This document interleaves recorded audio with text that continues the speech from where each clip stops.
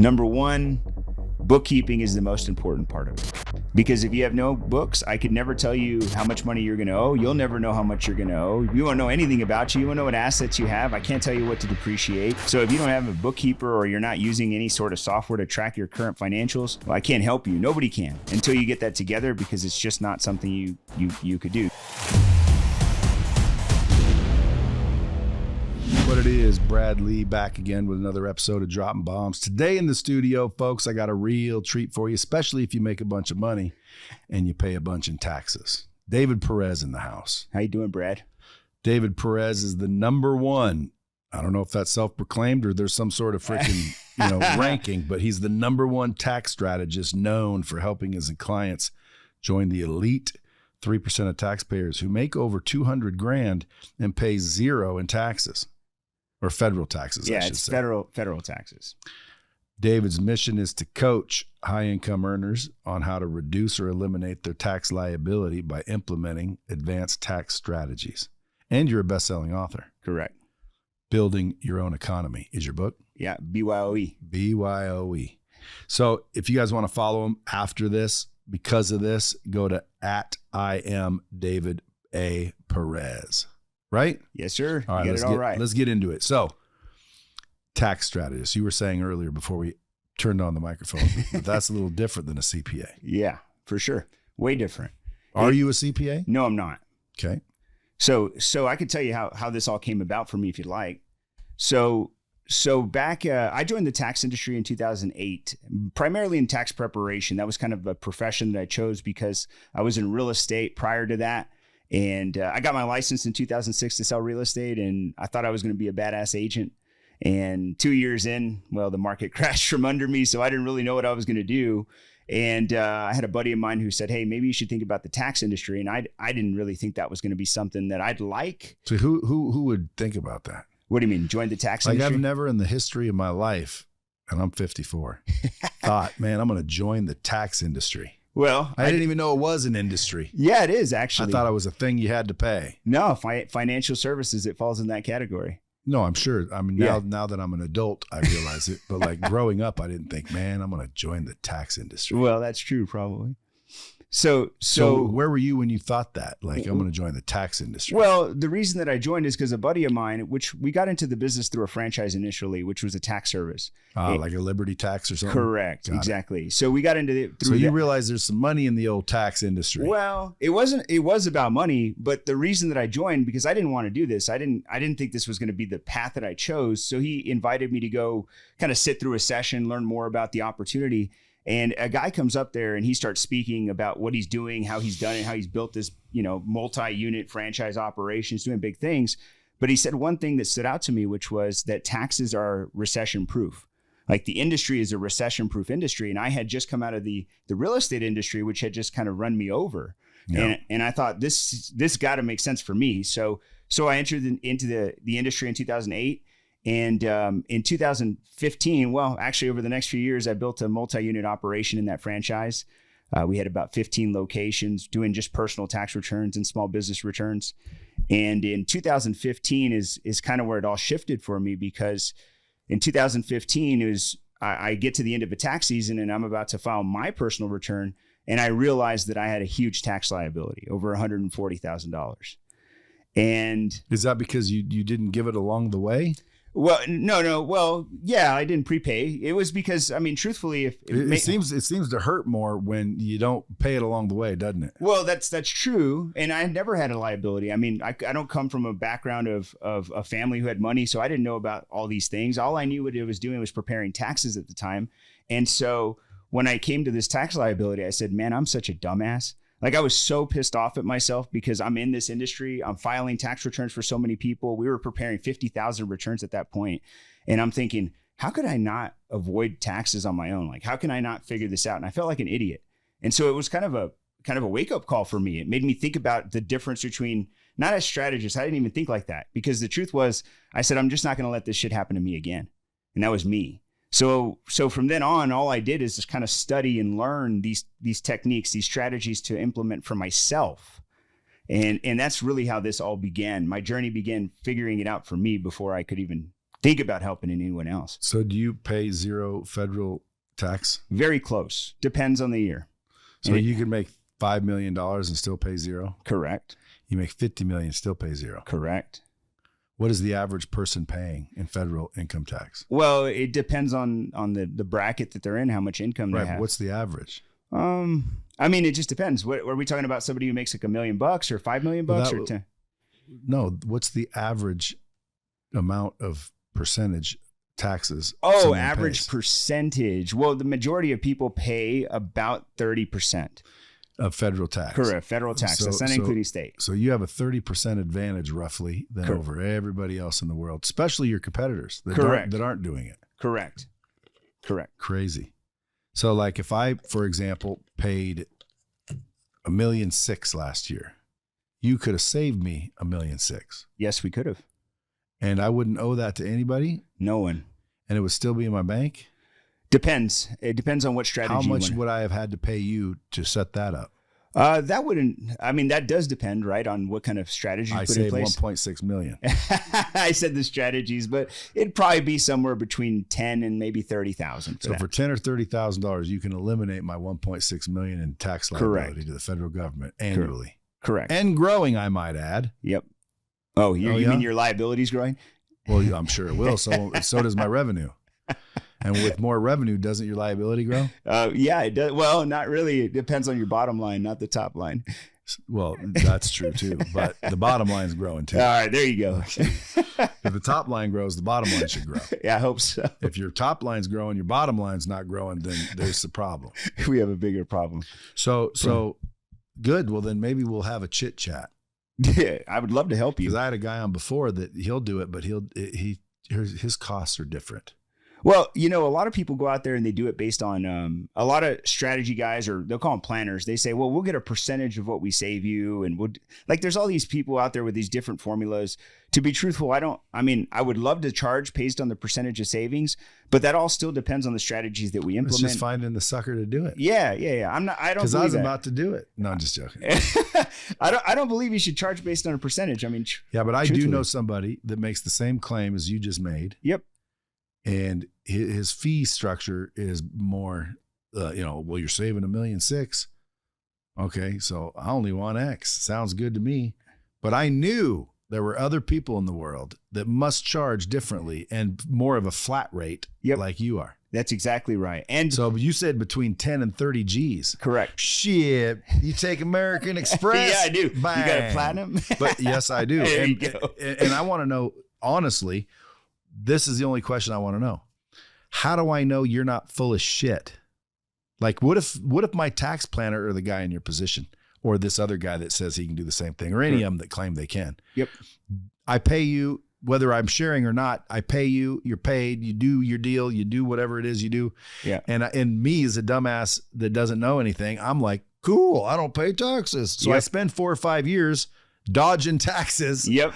And then I get put in jail and your ass is missing. Okay, that's I get what because you know what they do? They come to me and they go, what the fuck? Yeah, and I'd be like, what the fuck do you mean? What the fuck? Ask this dude. And you know what they'd say? You signed it. Yeah. Who's that dude? Like, we're talking to you, Mr. Lee. This is your signature, isn't it? What do I do then?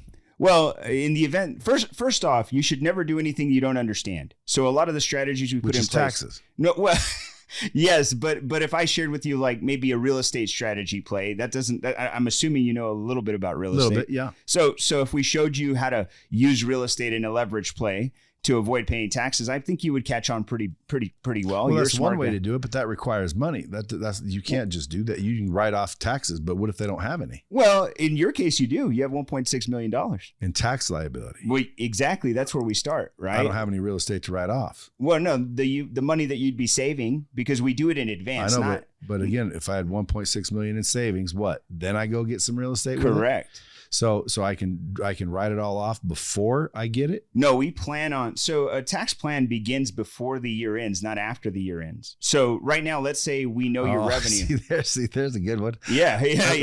That's a good bomb right there.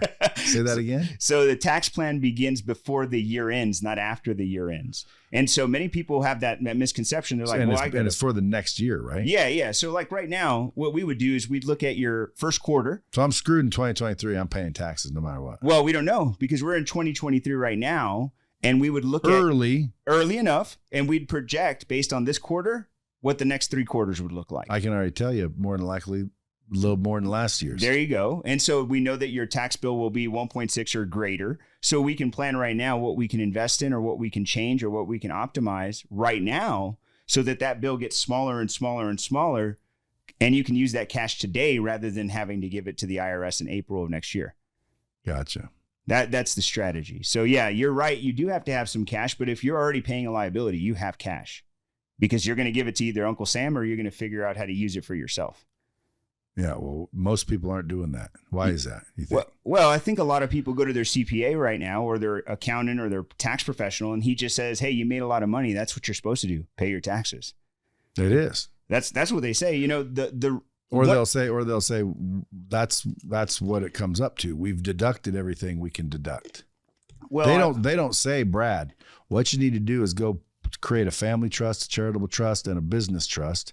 Arrange some sort of trust structure in place. Have one own the other.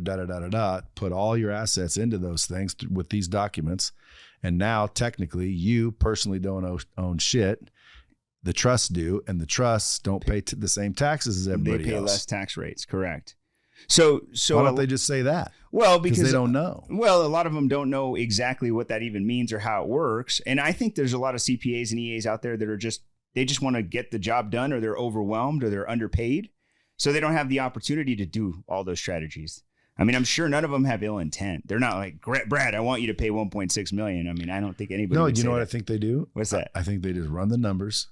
They write off everything that their notices that popped up and things they kept up with. Oh, you can write off 6,000 pound vehicles. No one's asked me if I bought any. Last year, I bought, I think, 3 6,000 pound vehicles. I'm sure you did. My accountant did not ask me. Why not? I guess I'm supposed to volunteer that information. because next thing you know, my taxes were prepared and all I had to do was sign and write the check. Yeah. And I'm like, wait a minute. Well, that's shit. I don't understand.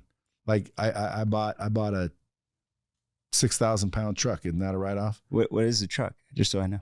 T-Rex, Dodge T-Rex. Oh, those are nice. I just talked to a guy about one this morning. They're pretty badass. But I mean, it could have been a Rolls Royce Cullinan. Yeah. But they're 6,000 pounds. Yep. So like, how do you write all that stuff off? My Ferrari, for example, I use it for business to make money. It's marketing. It's a business expense. I wouldn't have it otherwise. I just drive a regular old vehicle. Yep. I only have it for business. Yep. You see. Isn't that 100% written off? It can be if it's structured the right way. Well, yes. Then how would I owe taxes after said and done? I have a little profit left regardless of what they wrote off. So let's say they wrote off the Ferrari, they wrote off the cars. So they wrote off everything and I still owe 1.6. If they did that and you still owe 1.6, that means you probably owed 2 point something at that point.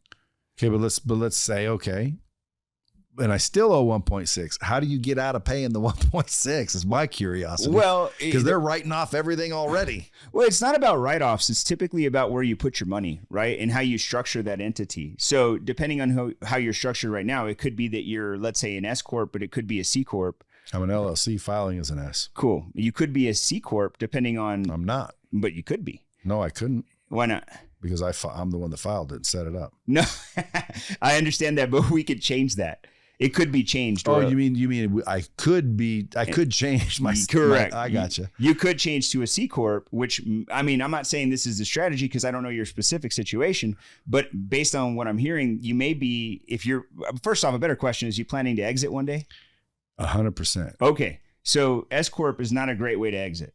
It's C-corp because people are going to buy shares in a company rather than, so it's an easier sale. And if you hold a C-corp for a long enough period of time, typically 5 years or greater, you can actually get $10 million capital gains free on the gain of the business. Really? Yeah. What if we started out as an S-corp? It can be converted. It's a little tricky because it just takes some legal stuff, but it's possible. What if it started out as a C-corp and then we switched it to an S-corp? Ah, interesting. And you want to go back? Yeah. That's funny. Because I keep being told that we don't want to go back. Well, it's easy to have an identity crisis today. So I'm having one.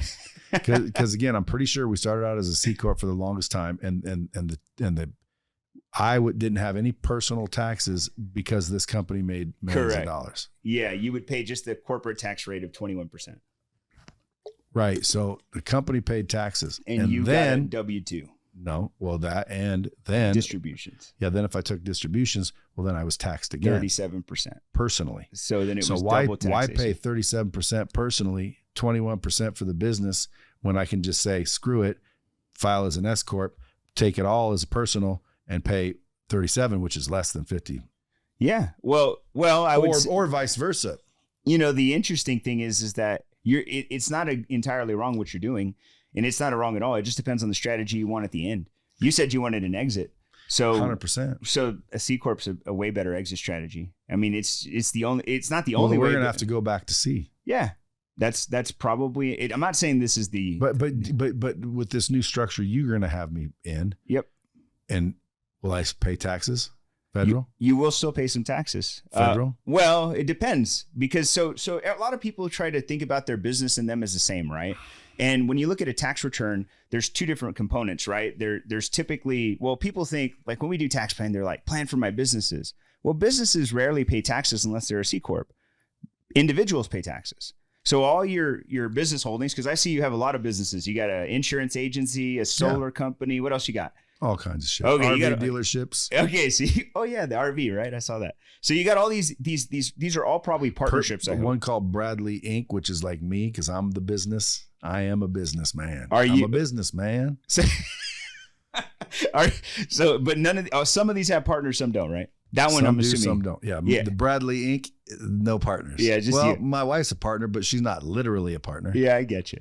So all of these companies at the end of the year, they send you something called a K-1. That's right. And those K-1s fall to your personal return, and that's typically where the liability is calculated. Hey, and by the way, who do they send them to? Me? The K-1s? And if I never sent them on to my accountant, how would they know to ask me? Well, if they're smart enough, they could probably pull a transcript, but I don't know if they did or not. I don't know. I gotta call them. After I get off with you, I'm gonna go call them. Funny thing is that you said that this is exactly you're exactly who I talk to every day, and I say that with a lot of respect because you're running and gunning, you're moving faster, you're moving light speed. There you go, and the light speed in you causes you to not tell details that are very important to your tax professional every day.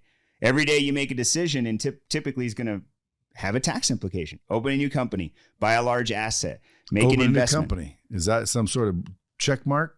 Opening one? Yeah. Well, we need to know about it because now we need to know what type. Well, you shouldn't even open a company without talking to your tax person. See, again, I'm opening them left and right. How do you open? Who does this? Well, it's easy to set up a company. You go to LegalZoom or something? Well, not quite. Okay. Yeah, I have someone go to LegalZoom. You have an attorney, I hope. No, I have someone that goes to LegalZoom. But either way, it's like, bink, okay, I'm a company. Oh, got a bank account. Oh, got a credit card. Oh, got some revenue. So you've got a lot going on, and this is typically what we see. You know, by the way, I always say LLC because we're in Nevada. Yeah. Filing is an S. Why? Because that's what I've been told by my tax professionals is the smartest way to go. Well, I hope that all the companies you're partners with, in partnerships with, aren't S's.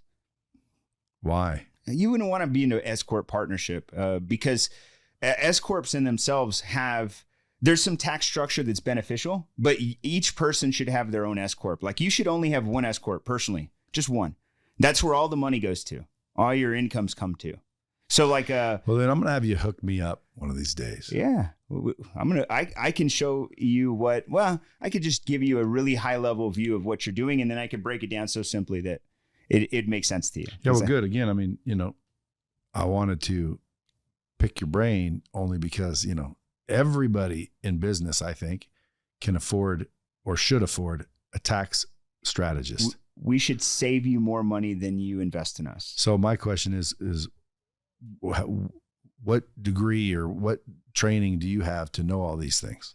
Well, and what if I go to jail in 5 years because what you told me isn't necessarily true?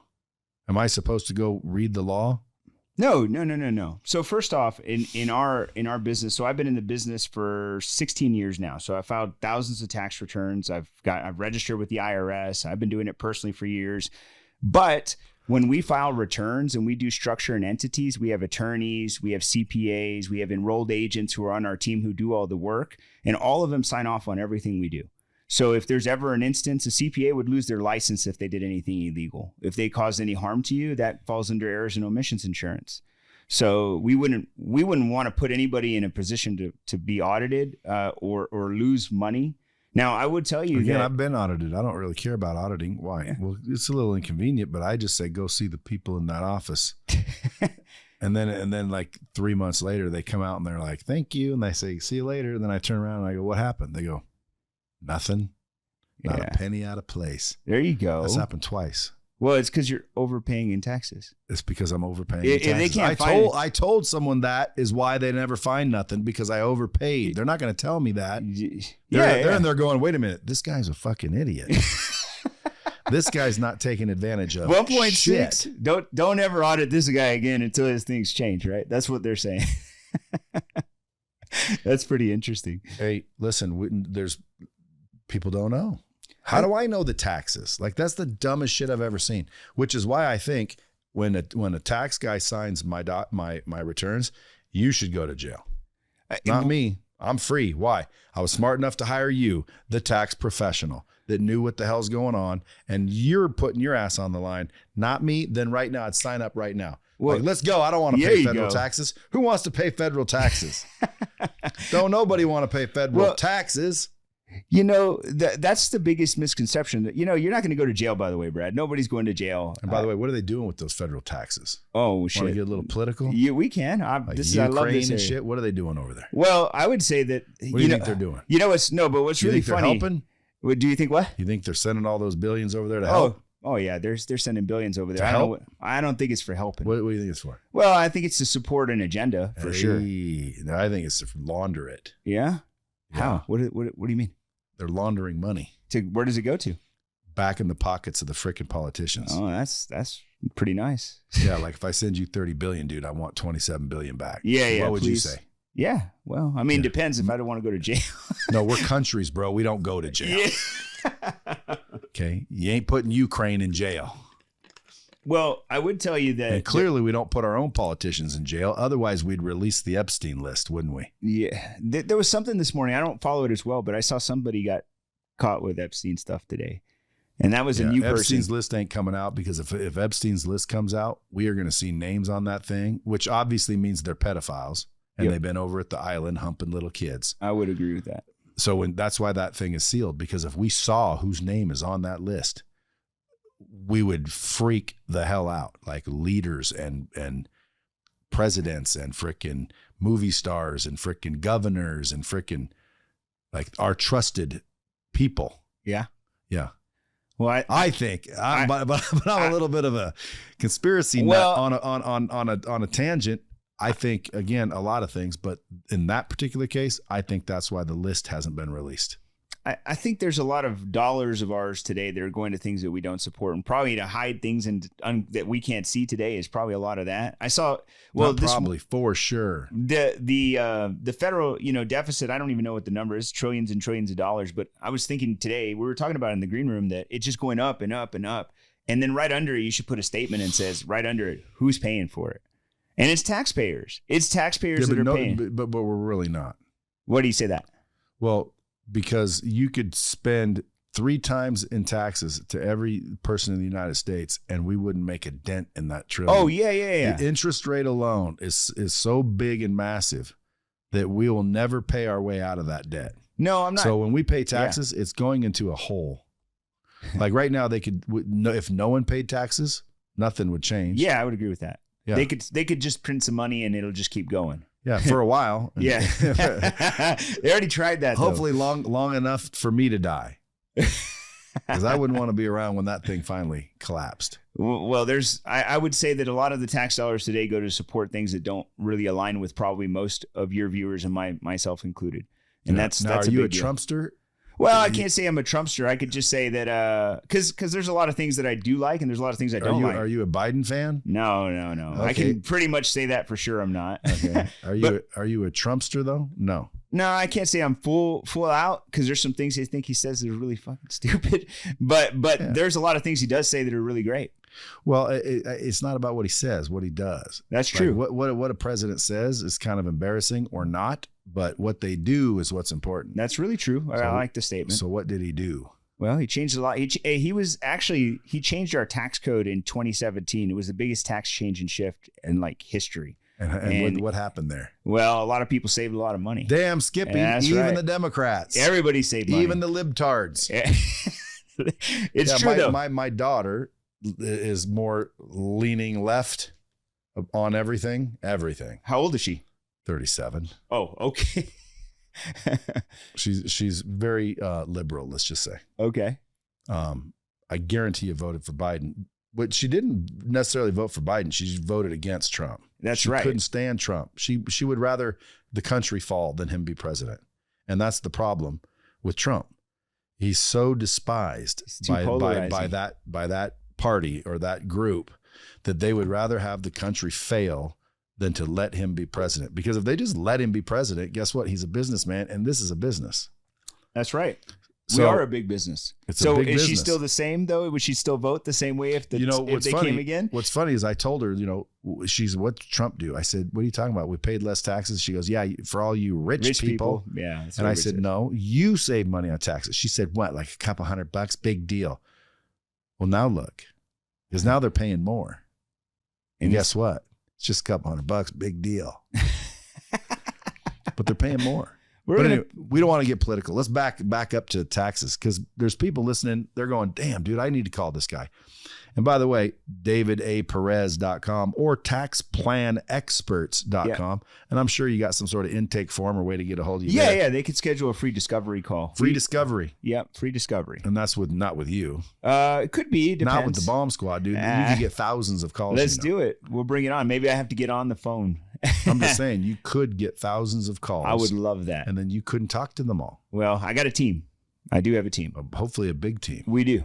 Well, we're ready. Because it ain't hard trying to get someone to figure out if they don't want to pay federal income tax. Well, yeah. Well, anybody don't want to pay federal income tax? Call him. And by the way, is that going to get you in trouble with the IRS? By what? Saying that? No. I mean, it's your right not to pay taxes. The tax code. Say that again. It's your right not to pay taxes. The IRS, the IRS is just the enforcer of the rules, right? Congress writes the laws. Those laws get implemented. Congress enforces it. Those code is written by the rich politicians. And there's always going to be a loophole or some advantage or some sort of strategy to outweigh or outgrow or outperform that tax liability. There's always going to be there because they write the freaking code, red or blue. Doesn't matter. They all benefit from it. So when somebody says, well, if so and so, I'm like, they're all benefiting it. I mean, every single politician today is probably a millionaire and they get paid what, like $100,000, right? Most of them don't make much money. So it's, how do they get it? It's typically because they know how to take advantage of the system. And lobbying. That's true. That's why they retire, by the way. They retire from office to be a lobbyist. So if anyone's listening, you probably want to get yourself some tax savings. Is it going to be some sort of description, like I said, trusts involved? It can be. Everybody today should at least have a revocable living trust. I mean, that's not really a tax strategy. That's more of an asset protection strategy. But I think everybody should have a trust. So they not three? Three? Well, you could have a charitable remainder. You could have a revocable or irrevocable. There's some, is there such thing as a business trust? Depends on the type. You can call it a business trust. Is there such thing as a family trust? Yes. Charitable trust? Yes. Okay, so you want a family trust, a charitable trust, and a business trust. Correct. So for what when you were to explain the strategy, what are you trying to accomplish? Me? Yeah, like what were you trying? To pay no federal income tax. Okay, I thought they were talking about asset protection. No, like I'm just trying to. It has nothing to do with asset protection. That's just a bonus. Like that's just a side effect. Oh, well, most people, by the way. How do you not pay taxes? Well, according to this other fella that takes a big chunk of what he's saving you. Well, he said all you got to do is set up these series of trusts that frickin' one owns the other, that owns the other, that owns the other. And at the end of the day, here's the tax code. Go look it up. Go ask anybody that you want. It says point blank period. You don't pay if this is this is this. And he goes, and that's what we set up for you. And I'm like, well, shit, that sounds good. How much is that? And that's when I said, I'm holding the brakes. Why? Because I knew I'd find someone like you that is not taking a chunk of it. Because I figure, you can hire someone to, 10, 20, I said 50 grand, but like 10, 20 grand to do this. Well, I think what he said, by the way, whatever this gentleman's saying about trust and stuff, all of that stuff could be over. I think I'd like to get you guys on the phone, see if you argue. Let's do it. Because the challenge here is that I'm thinking, I like control. Do you like control? Yes. Well, I mean, anytime you open a trust, you're losing some form of control. If it's not revocable, meaning if you can't get rid of it. Not if you're the trustee. What's that? Not if you're the trustee. Well, that's true, but you don't own anything. You can manage it. And that's why you don't owe anything. Yeah, well, ding, ding, ding, ding, ding. You could play it a different way. I mean, there's so many. You said it right there. You don't owe anything because you don't own anything. That's true. So let's say your wife divorced you. I want half. Half of what? I don't have anything. By the way, now you're talking about asset protection, not tax strategy. That's why I said it's a bonus. Yeah. But I'm just saying it's a bonus. Okay. Because at the end of the day, if you put them in these structures, this is what I'm being told. This is my point also with the jail thing. Because I don't know that this dude's full of shit or not. I don't know if you're telling the truth or not. I'm going to believe you, especially if I hire you as my tax strategist. Yeah. He said to do it, and they're like, turn around, put your hands behind your back. You know what I asked him? The same question. You know what his answer was? I'd be right there with you, brother. I don't want you right there with me. I don't want to be there. You don't want to go to jail, man. Yeah, I don't want to be there. Yeah. I don't want to be there. Like, dude, I'd rather keep paying $1.6 million. Yeah. Okay? Well, you don't need to pay it. I want legitimately to not pay taxes. And if I can legitimately not pay taxes, like I do believe the rich and famous do, because there are strategies and shit that they use. And you're right. They're writing the laws for themselves and they don't broadcast those. So sometimes obsessed people like you go in and figure this shit out. Just like the ERC credit. You heard of that, right? Oh, yeah, dude. That is so crazy. Yeah, but that's real. No, I know. We did it. We do it for clients. I got $1 million and change back. How much did they charge you? They didn't charge me anything because I had my people do it. Oh, there you go. But actually, no, I take that back. They charged me 75 G's. That's it. Now, so many people are charging 20%. Well, 100%. The people that I had on my podcast, and I said, I'll put up a link, and if people want to go use it, go ahead. They said, well, if they do that, we'll give you commission. I said, cool. So I put up a link, and we got back like 30-some million dollars, and I made over $1 million in commission. Amen. Just from dropping one podcast about it. So we should have a link for you because everyone's going to want to do it. Yeah. And if you make $1 zillion from the bomb squad, just kick a brother down. I'm down. We do ERCs every day, actually. Well, ERCs, I just send people to the real ERC specialists. There you go. .com. I'll get those. I ain't talking about ERC. But I'm using that as an example because that's real shit. If you were in business during COVID with more than 5 W-2 employees, you can get roughly $26,000 back in cash from the government. All you got to do is file. But go to your CPA because they didn't know anything about it. Yeah, you're a good commercial right now. Dude, that's a great commercial. Do you know what I heard about it? What's that? I heard it from the people on the podcast. I'm like, no fucking way. And they're like, yeah. And I'm like, why doesn't everybody know about this? Well, the government doesn't want everybody to know about it because they're going to have to pay it all. And they're still paying every day, man. Yeah, it's still open. So again, if you guys are listening to this, the real ERC specialist, don't call this dude for it. Call man. The real ERC specialists.com. Call him if you don't want to pay any federal taxes. Yeah, we don't specialize in ERC because to be truthful, we like doing tax strategy. But my question to them was, what happens 5 years from now? By the way, the government doesn't come and arrest you and say, bro, you filed fraud because they filed everything. All we did was signed. So how do I know that by me signing, I didn't just freaking commit fraud because all they prepared was bullshit? Let me tell you what it could be happening, by the way, on the ERC. So when you file an ERC credit, you're going to get a refund, right? Let's say the $1 million. You've got to amend your returns to reflect that as income. We did. Okay. Are the companies that you're partnered with, are they doing it for every single client? I don't know. Because if they're not, then that client's going to get a big ass tax bill. Again, I don't know. All right. That's my point. Yeah. That's what I'm trying to get to the bomb squad. Because if I'm in the bomb squad listening to this, I'd be like, what happens? Because I thought the same thing. What happens if in 5 years I go to jail? Like, where's the liability on you? If I trust you and say, okay, I'm going to file and do whatever you tell me to do, are you signing this or me? Everybody signs it. Both parties. But you guys sign it too. You're like a CPA. Both. So you'll be filing my taxes every year. Yep. Every year? Yep. And do you file it a particular way every year for the same amount of money? You mean for the service and the fees? You mean our fees or for the tax? Like, is there a new fee for filing? Annual. We do an annual subscription program. So every year you're going to renew with us. It's the same. It's different strategies or different implementation. But yeah, the fees probably going to be around the same. How many clients do you currently have? We have a little over 300. Now, when you say we, who's we? My team, myself and my team. Whose company is it? Yours? Mine, 100%. And you learned all this and then got your team built around you. Correct. To implement. Correct. Help you strategize. What town are you living in? We live in San Benito, Texas. Small city all the way down right next to SpaceX. Now, the book, Build Your Own Economy, what's that about? So it's about taking control of your life and living kind of on your own terms. I know that sounds very motivational, but truthfully, I believe that we're a world set up to keep you dependent. A government that's saying, hey, here's something, here's a handout. Here's something to hold you over, right? Everybody's looking for a handout. I think that we need to be more independent. I think we should take responsibility for our lives and our actions and the things that are going to happen in our lives. And so the book is really about how I did that for me over the course of my life and how I think everybody should do it for themselves. So again, I'm trying to picture you back wherever you're from. Where are you from originally? Texas. Okay, so you're running around Texas.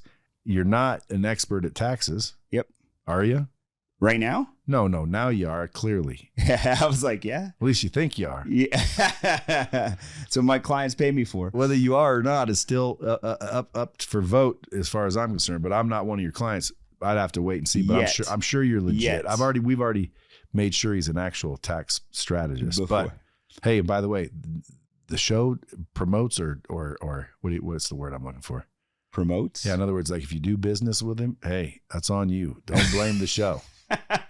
Because everybody that comes on the show gets business. And then one time in 4 years, someone called me and they're like, hey, I talked to this guy and he said this on your show and so I hired him and he didn't deliver. So I said, well, then I'll tell everybody on the next show that he didn't deliver. I'll kick him off the platform so the episode will never air again. And, the guy's like, well, why don't you give me the money? I'm like, no. Bullshit. You're a big boy, exactly. right? You made your own All decision. I do is make an introduction. Yep. Like, dude, they're listening to you just like I am. Yeah. But I'm willing to freaking, we're talking about the David Perez, the real tax strategy. If you could kind of tell me what it is, like in other words, this guy at least told me what it is. It's a series of trusts. I don't know how to do it, so I'd have to hire him to do it, but he still told me what it is. Like, how do you save me all this money? Well, we look at your entities. It's the first thing we do. So like we just mentioned, the S-corp versus the C-corp is which matters, or if it's a partnership or we need to stay in partnerships. Like I mentioned just a little while ago, your partnerships or your S-corps could be partnerships. Your current S-corp could be a C-corp. So we start there. I know this is high level, but that's where we start because all of those matter about taxes. Can we just go through a big interview phase? Do I write you a check before that? Or is that the free thingy? This is kind of the free stuff to make sure that we're on the same page. All right. So we'll schedule it. Okay. I'm cool with that. So that's how we start. Then we move into what strategies you currently are doing, if any. Reviewing your current financials. I ain't doing any. That's why it's 1.6. We look at that. And then at the end, we look at what strategies do you have for investing in the future? Because that also plays a big factor into how you avoid paying taxes. What if I don't have any? Well, then that's when we give you advice, guidance. Because like someone told me, get a jet. I'm like, I'd love a jet. But, they're expensive. And they're like, well, you write them off. It's like, you still have to pay it to write it off. There's still a bill. but you could buy one. You could definitely buy one. Should I, though? Well, this is the last year. Well, okay, let me step back. Congress, as of this point, has not made any changes to the tax code that would tell me different. So as of today, you can still write off 100% of a jet. Just this year. This is the last year. It's supposed to change, though. It's supposed to change after this. In fact, now, what if Trump or DeSantis or somebody with a brain gets back in? Well, it could change. Could it also stay the same? Could stay the same. Where you get 100%. Well, and by the way, remember when we talked about the rich people with the loopholes? That is a fucking loophole if I've ever heard one. It's a big loophole. You can buy a jet and just write the whole thing off. Well, what's interesting is that this year, 80% of assets are supposed to be bonus depreciated. So like this thing, for an example, only 80% this year, except for planes. It's weird. Only thing got extended for a year was the plane. See, because they all have planes. You see what I'm saying? So just for 2023, you're going to get 100% depreciation on a plane. What about buildings? They all seem to have buildings. Buildings depreciate just the same. Well, buildings are typically, if it's commercial, like the one that we're in here today, it's 39-year depreciation schedule, but we can accelerate that. We can make it faster than 39 years. Cost segregation? Correct. What is in that cost segregation study? Well, what we do is we break down the components of a building. So most people, if you really took it as a big whole, it's 39 years. So you just get the price of the building divided by 39. That's your deduction every year. But if you cost segregate, you come into the building and you look at the building, you count the doorknobs, the screws, the wood, the doors themselves, everything. And each one of those assets, then we depreciate it, meaning we take it as an individual item instead of one structure. And that's how you accelerate it. So you could do it in year one. You could take typically 20 to 30% of the actual value of the property in 1 year. I was told 100%. No, not 100%. 20 to 30% of the actual. So like this, though, you have to subtract. So most people would say, well, I paid $10 million for the building. Okay, $10 million, but you got to subtract the land because land can't be depreciated. So let's say the land's worth $1 million. Why? That's interesting. Land can't be depreciated. Why? There's no structure. There's nothing on it. Until it's developed or improved, you can't depreciate. Yeah, but if it's improved because there's a building, so it's now land. It is. Okay, so now it can be. Well, when something's constructed on it, it's when we can depreciate. It's not, and I don't mean the land. I'm talking about the structure. Structures can only. You can't do it to the land. It's because land doesn't have a. So the IRS defines depreciation as useful life. Land has an indefinite useful life. What about landscaping? Oh, well, that could be a deduction. That could be capital expenditures. It could be classified as an improvement. If you were my guy and I said, well, find out. Yeah. How do you go find out? How do I find out? I just read the tax code. Or if I already know it, I just tell you. but reading the tax code, don't you have tax lawyers do that? Yeah. Well, I mean, that's what I mean. My team and I, you have tax lawyers? We have CPAs. We do have a tax attorney that we refer to a lot. But an attorney a tax attorney is just going to tell you what case law looks like. So a good tax attorney you'd go to them when you said, well, I tried to write off this plane, but they didn't let me because they said I didn't use it enough. We go to a tax attorney and they'd say, well, based on these cases, which is white papers, these clients won against the IRS. Let's go to the IRS and fight them. That's what you need a tax attorney for. A CPA is an interpreter of the IRS code. I know, but if a CPA writes off a bunch of bogus bullshit, and then we send it off, and the tax liability would be zero for 3 or 4 years until the IRS decides that's not right. Yep. Because I've gotten bills that say, you owe us $490 extra than you said. And I'm like, well, who says? Like, if they can do their own taxes, why did they fucking make me do it? Well, that leads to... I know, but like, you see what I'm saying? Like, if they know I own $490 more than I paid for some reason, then that means they're calculating what I owe them also. And if they're calculating, why didn't they just send me a bill? Well, the IRS has already started as of this year with the Inflation Reduction Act, which has nothing to do with inflation, but they implemented some IRS changes that are going to allow them to be able to take your forms and file your return on your behalf in the next 3 to 5 years. I would almost enjoy that. You wouldn't. And then the only thing is I'll just be able to fight it. Well, yeah, because dude, like right now, if I owed $490, it was literally $490 or something stupid. Yep. And so of course I wrote a check and like, there you go. But then I thought to myself, how do they know that that's missing? How did they believe, what did they calculate to get within what I paid and how much they thought I owed? So if they knew how much I owed from the get-go, why did they make me go file? No. So they didn't know how much you owed. They knew how much money you had reported and how much was reported on your behalf to the IRS. So everybody pays you through a 1099 probably, or some sort of form that comes to you, and they report it to the IRS. So all those forms, they just add them all up and they get the total number. And when they look at your return, They look at that and they say, does it match? Is there any way that companies don't turn in those? If you're an S-corp, you may not get issued one. So it was probably somebody who gave you a 1099 you don't remember. That's probably what it was. Like, and it was a small one apparently, because $400. It was probably a $490. Yeah, it was probably a $2,000 1099. Somebody wrote you that, and you disregarded it because you said $2,000, and you just send me something. Okay, give 3 things a new entrepreneur should know about tax strategy. Number 1, bookkeeping is the most important part of it. Because if you have no books, I could never tell you how much money you're going to owe. You'll never know how much you're going to owe. We won't know anything about you. You won't know what assets you have. I can't tell you what to depreciate.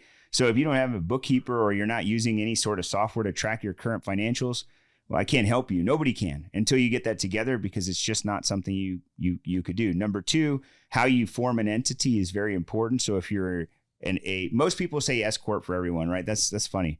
It's like a big thing on social media. Everybody's an S-corp, but that doesn't necessarily mean you're going to be an S-corp. So you could be an S-corp, you could be a partnership, you could just be a sole proprietor, you could just be a general LLC. Like, there's so many ways to think about it. So you should at least consult with somebody who has that knowledge. And number 3, always know every quarter how much money you owe to the IRS. Because if you don't know that, at the end of the year, it's going to bite you in the ass. And that's when most people think about it. Good advice. I would agree. Thanks. So my team gives me things that kind of give me ideas on what to ask about. All right, I want to see that. I'm supposed to ask you something about, you're trying to make taxes cool.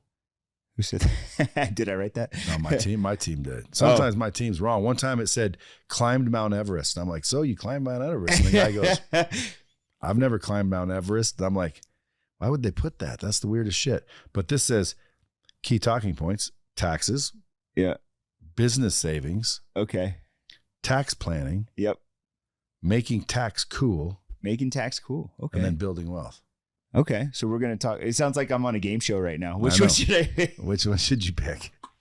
And by the way, I'm going to go for building wealth for 3, Bob. Or, all right. So then building wealth is the category. Let me ask you the question. Yeah. What is the fastest way to build wealth? Asset accumulation. Now, sometimes people say, what is the best way to build wealth? And I say fastest. Fastest way is accumulate assets. No, the best way is the quickest. Yeah. Fastest. Right, oh, I the get quickest you. way. Okay. So accumulating assets in the fastest way possible. Typically real estate or any asset. It could be anything. The problem is most people spend their money on things that aren't assets, they're liabilities. That's just it. Most businesses will buy things that are liabilities. 100%. They buy a vehicle because they say that that's cool, but it's a liability right off the bat. They buy anything. But is it? Yeah. Like my Ferrari, is it a liability? Depends on how you use it. Does it make you money? Oh, it makes me tons of money. Okay, then it's an asset. That's what I'm saying. And it's probably appreciating if you bought the right one, which I think you probably bought the right one. Well, there's several. If you bought the right one, it probably appreciates because it's probably a collector. It has appreciated. It's probably collectors. I would say like women, wives, if you appreciate your wife, she appreciates. Right? Yep. If you appreciate your husband, he'll appreciate. We want things to appreciate. Don't we? It's simple ways to explain things. I love it. You can use some of this stuff. Yeah. I'm going to use this with my clients. If you're way out in Texas and somebody walks in like some farmer, yeah, how y'all doing? Get them pigs out my farm, but I made $70 million growing alfalfa. Yeah. By the way, there's a lot of money in Texas, dude. There is. Some of them I know a couple of them with a bunch of money, dude. They're just, they're smart, but they don't sound smart. Farmers. Why? Because they sound like this here, there. And for some reason that just makes you sound dumb, doesn't it? Yeah. Well, we have some farmer clients and it's coincidental because most of our clients are throughout the country. But what we would say is that most farmers, if they have enough acreage, are making 10, 15, 20 million bucks a year. Most people ask, where am I from? And I say, why? And they say, you have that southern drawl. And I'm like, are they trying to say that I sound dumb? Are they trying to say that I sound like a farmer or a hillbilly? Because I know that I do sometimes, but I'll say, well, what do you mean? Like how? And they'll be like, see, just what you just said. How? I'm like, I didn't say how. Weren't you trying to move to Nashville for that? No. I don't try to do anything. FYI. I Okay. either do it or I don't. So did you move? No, Okay. I didn't try to move there. Well, the last time I saw you was at Coach Bert's event, and you said we're going to be looking at some houses here. I have a house there. But you haven't tried to move there. I haven't moved there. Okay. I live here. That's why you're sitting here. If Yeah, I moved to gotcha. Nashville, you'd be in Nashville right now. Thought you went for the Southern draw. Hell no, but I sound smart down there. Yeah, that's what I'm about to say. Yeah, You're going to sound smart. Down there, I sound intelligent. Everyone's like, damn, he must be educated. No, I'm joking. Everybody in Nashville, calm down. There's all kind of rednecks all pissed off right now going, what's he trying to say, mama? We sound dumb. And the answer is, if you sound like that, yeah, that is what I'm saying. Because they do. They sound like they're not very smart. But I know a lot of them with those accents that are very smart. Very smart, Yeah. but they just don't sound it. I have some buddies. You I know, have sound buddies. smart that may not be like the British. Yeah. You know, you listen to someone British, or I don't even know how to do it, but you know, everything they say sounds very smart, very educated, very la-ti-da. Doesn't mean it is. They could be idiots that sound But really it sounds intelligent. cool. Sounds real cool. Or it sounds intelligent, right? What if I said to you, listen, do you feel that you would be instrumental in perpetuating the high quality image of Lightspeed VT? Yes. Does that sound intelligent? Sounds very intelligent. See what I'm saying? But if I said, y'all think you'd be a good addition to our team here? Well, then what? What would you be thinking there? Would you want a job? I'm the smartest person here, man. Would you want to get a job with us? Come on now, let's get on down there and get us some din. Okay? We had enough of this chit chat. Come on board. Now you'd say, oh, these are just good old boys. They're not too bright, are they? But they are. They are. Don't edit that out. They are. Yeah, I'm gonna see this on social media. I'm gonna get mad hate from it. Hey. And not only that, people will point out that, Brad, that's how you sound. Well, I know a little bit. I know that. Which is funny because I'm from Oregon. I remember that. What part of Oregon? Embry. Well, originally Eugene, because that's Okay. where I came out the womb. Right? Not out the closet, out the womb. You know what I said the other day? I said, imagine, you know how like they say when you die, you should go towards the light. You see a light at the end of the tunnel. You're supposed to go towards the light because they're pretending that that's heaven. Have you ever heard that? Yeah. Everybody's heard it. Yep. What if that tunnel is a vaginal canal and the light is you coming out a baby again? Okay, this is getting deep. I'm just saying, you never heard stories of reincarnation? Yeah, we've heard many stories of reincarnation. Okay, so maybe nobody will tell you this, but when you die, yeah, there's a tunnel. It's called a And womb. You just keep recycling. The soul just pops in another one, and then you get another chance and another chance until eventually you get it right. Isn't that And what is right? Well, in my book, being happy or not paying federal taxes. Same thing. most people are happy when they don't pay taxes. That's what I'm saying. I know that for sure. Happiness and not paying federal taxes. When we have same clients thing. that come to us and say, man, this is the best year of my life, keeping all my money. Dude, you want to know what's weird is I'm the type of dude, and I've said this publicly and I do believe it. I want to be the highest taxpayer in the world, if it's possible, because that just meant I'd make more money than anybody if I paid more taxes than anybody. But that's not necessarily true. The more educated I become, it's not necessarily true. Just because I paid more in taxes doesn't mean I made more. Yep. So I quit saying that because it was ignorant, because I didn't realize. I just thought I want to be the number one taxpayer in the world.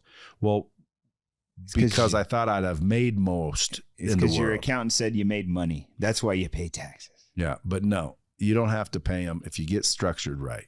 If you want to get structured right, you call my man here. By the way, you can't. And why is your name Perez? You don't look Spanish. Well, okay, that's a good way. Let's go there. So if you can't tell, I'm probably the whitest guest you've ever had. And I'll probably tell you the first guest you probably had that has albinism. So I'm an albino. Oh. So my parents are both an albino Spaniard? Well, Mexican. Spaniards. You're an albino Mexican? Correct. That was raised where? Pretty much Connecticut? in Mexico. No, you weren't raised in Mexico. Almost. I live on the border. Almost. Which one is it? I live on the Mexico border or not? No. I live on the Mexican border. I get from my Where house. Did you live? San Benito, Texas, where I'm telling you right now. And you're still there? Well, I moved from a small city to another city, so. Damn. So yeah, I'm literally 30 minutes from the border. Can you speak Spanish? Yeah. Oh. See, I'm Spanish, but can't speak Spanish. But I'm a little bit of Spanish. Espanol. Poquito. Not much. But you definitely don't look Mexican. Well, that's exactly why. So I'm totally white compared to most of my friends in school. I was the whitest kid in a little brown community. I don't even think you look Mexican even if you were tan. Well, does he? Hell no. But that's all right. Hey, I'll believe you. You got your name Perez, but again, that might have been a strategy. Yeah, it's all part of the strategy. I was trying to get that minority credit, you know. That's probably why. It was a tax strategy. I changed my name last year. I know somebody who, I think he went with Gonzalez. His name was Dan Gonzalez, but his name really wasn't Gonzalez. And I said, why Gonzalez? And he said, to get, to be considered a minority because they get some sort of preferential treatment. Well, in where we're at, most white people want to have a Mexican last name so they get a vote. Oh, see, that's funny. Yeah. There's a guy. I mean, I have to use this because it's funny, but there's a guy out of Texas. He's real famous because he goes on social all the time, and he's a loud guy. Beto. Have you heard of Beto? Beto O'Rourke. Of course. Okay, well, his name's not Beto. It's like Robert Francis O'Rourke, but he goes by Beto to get Beto to get Beto, so he could get the Mexican vote. How long you been doing this? Tax strategy or? Yeah. Last 4 years. I was primarily doing tax preparation before that. So I've been in the industry for 16 years. Mm-hmm. Well, and you have a wonderful practice if you're helping people. We do our best. Taxes. Mitigate or eliminate. And people say, well, Brad, you went from wanting to pay the most. Well, that's because I thought that just meant I made the most. But I do want to, I thought I do want to pay taxes still, but I want them to be flat. Why? Because, dude, everybody should pitch in. Assuming the money's going to a good place. I think we as a community, citizens, Americans, we should pay taxes. Can you believe that? I believe we should, but there needs to be transparency of how those tax dollars are spent. Because right now, I don't know where all the money goes. And so if I don't know where the money goes, it's just like throwing it in a hole. That's why I'd be okay with not paying any. Why? Well, because I don't know that they're going to roads. I don't know that they're going to schools. And then you look at some of these schools and they got the weird books and they're parading around drag queens trying to get everybody to freaking go that direction or whatever they're doing. I don't know what they're doing. I would pull those. Nope, we're not giving you any money anymore. Why? Well, because you can't mess with people's children. That's right. And then people say, take your money out of the banks. The dollar's going to collapse. What do you think about that? Well, I don't think the dollar's going to collapse, by the way. That's just scare tactics. That's what they're saying. What are they trying to scare you for? Well, to make a run on a bank? To make a run on a bank so the system will crash, but they want you to go into, anybody who says that the banking system's going to fail, ask them what they're investing in because that's probably what they're selling. It's probably a hard asset like gold, First silver. Republic just went down. Yep. Silicon Valley Bank went down. Well, government's bailing them out. Even the uninsured? Yep. They're going to continue to do it with our tax dollars. So why are these banks failing? Well, they bought assets that don't have any value. But why allow me to fail? Why don't you bail me out before I fail so I can just continue on? That's a good question. I would imagine there's many people out there asking the same thing. They'll tell you, take your money out, go get Bitcoin and assets and real estate and all this other shit. You know what I say? What's that? All you need are guns and ammo. Because if you go stockpile food and all this shit and you don't have a gun? You didn't include guns and ammo and I did. Well, you're just stockpiling for me. Right? You see, sweetheart, that's why we got a bunch of guns and ammo. You got to have guns and you got to have ammo. That's what I tell people to go get. And you don't need a bunch of it. You just need enough. You need more than your neighbor. No, you don't. How many guns can you shoot at a time? Oh, that's true. Just go get a gun with some ammo, and now you're better off than you were before, and never ever vote out the Second Amendment because the guns are why we didn't get invaded even by the Japanese back in Pearl Harbor days. Did you know they asked that Japanese war general or the Japanese war general? I forget his name now, but anyway, they asked him, how come you didn't invade America? You know what he said? Yeah. It's not the army we were worried about. It's the people. Interesting. because there's more guns here than anywhere because everybody seems to have guns. So these militaries, they know they start storming our beaches, everybody's coming out with a gun. Yeah. Well, You got a stockpile. yeah, get a gun. Get a gun. Are you selling an NRA membership right now? Yeah, by the way. This is another commercial. Real NRA. I just happened to start a gun company. No, I didn't. I just believe it. And I want to give people good information. I do. By the way, I'm from Texas. Everybody's got a gun. Dude, if you don't have a gun, you're foolish, because if that dollar does go away, it's going to be anarchy. You know why? Because even rich people are fucked. What does that mean? Well, that means even rich people. What does that mean? That means, like, let's say I got $29 billion, right? It ain't in my pocket, right? Okay. So when the shit hits the fan and I go use my credit card, no money. Then I call the bank. What the fuck's going on with my credit card? No answer. Now I call freaking my accountant. Neat. Well, you've been disconnected. Why? Because fucking dude, the accountants are out of business. Everybody's out of business. There's no money. The money's worthless. You ever see Venezuela streets where the fiat currency is laying all over the road? I saw those videos of last year. It's worthless, dude. It collapsed. If our shit collapses, you better have a fucking gun. So. You better have a gun. Okay, and until that's a good place to end it. Okay. Anything you want the bomb squad to know before we go?